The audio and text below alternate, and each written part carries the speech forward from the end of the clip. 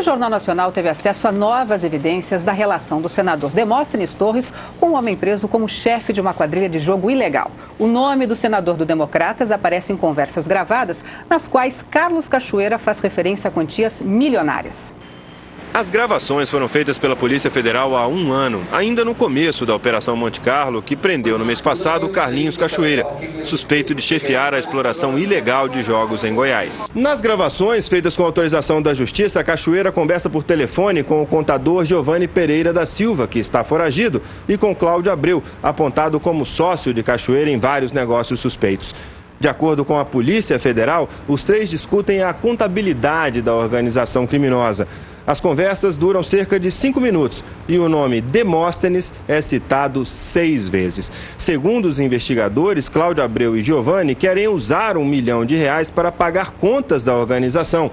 Mas nas gravações não fica claro exatamente o contexto das conversas e nem para que se destinava o dinheiro mencionado. Cachoeira pergunta ao sócio Cláudio Abreu o que ele, Cachoeira, reteve. Houve como resposta R$1 milhão do Demóstenes.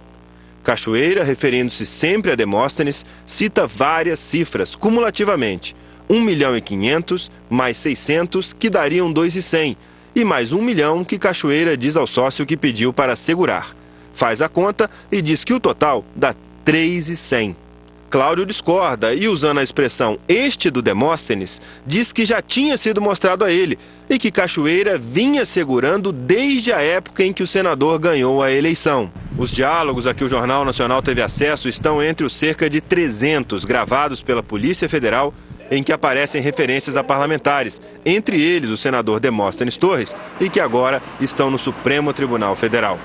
O Ministério Público Federal pediu a abertura de inquérito para apurar possíveis condutas ilícitas. Quem vai decidir é o relator do caso, o ministro Ricardo Lewandowski. Na semana passada, o jornal O Globo já havia revelado a existência de uma gravação em que Demóstenes pedia R$3.000 a Carlinhos Cachoeira para pagar uma empresa de táxi aéreo.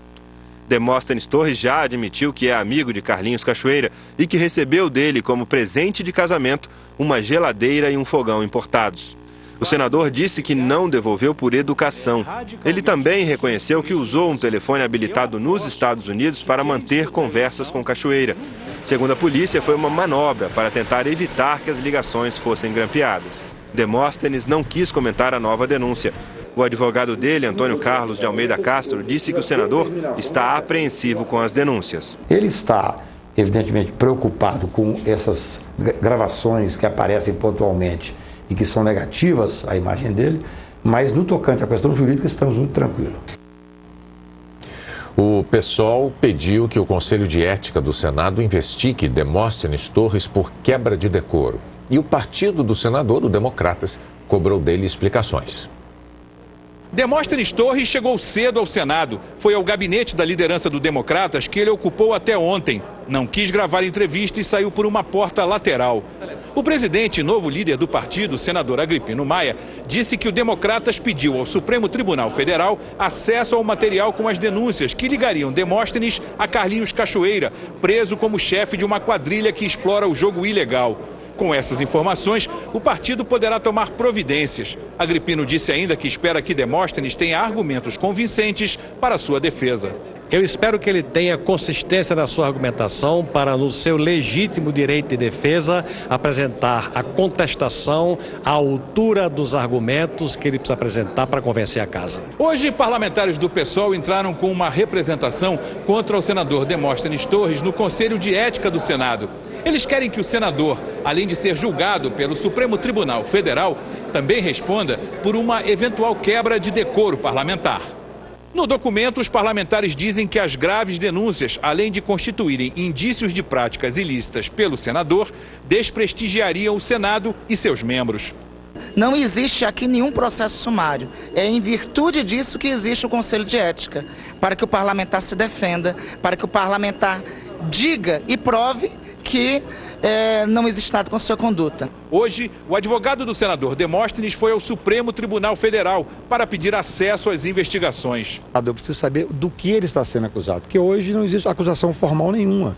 Existe um pedido de abertura de inquérito.